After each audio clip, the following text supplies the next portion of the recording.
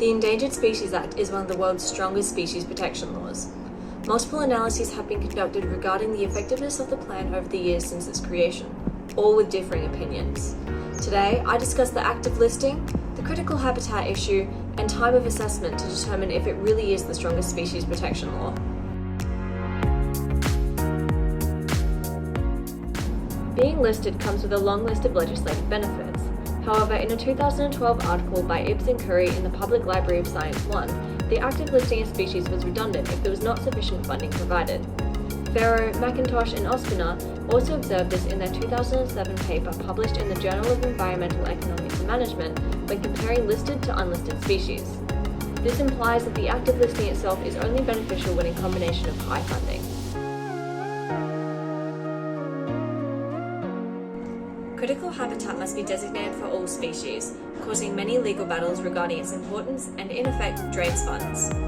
Due to the Department of Interior's claim that critical habitat was a needlessly expensive process, assessments like Swartz's 2008 paper in the Annual Review of Ecology, Evolution and Systematics were conducted. Swartz, along with many others, found that designation of critical habitat had no effect on species status. A 2005 paper by Taylor and his colleagues in bioscience suggested that critical habitat might have a small positive effect on species status after multiple years, but this effect is rarely observed. A common argument used against negative reviews of the ESA is the time at which the species were assessed was invalid, as it was only a few years into a 30 to 40 year plan.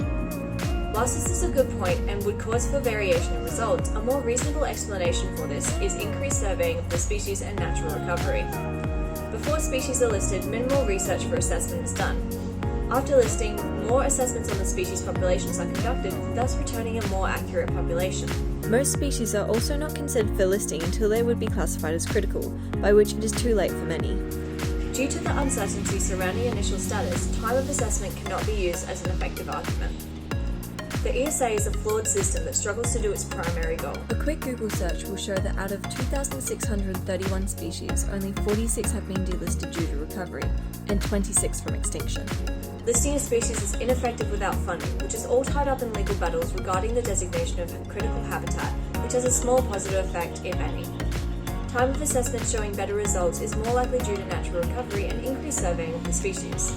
With improvements to its structure, the ESA may be a highly effective tool for conservation in the future. However, with the aforementioned points, combined with the massive backlog of species still to be approved, makes the ESA the world's most falsely advertised species protection law.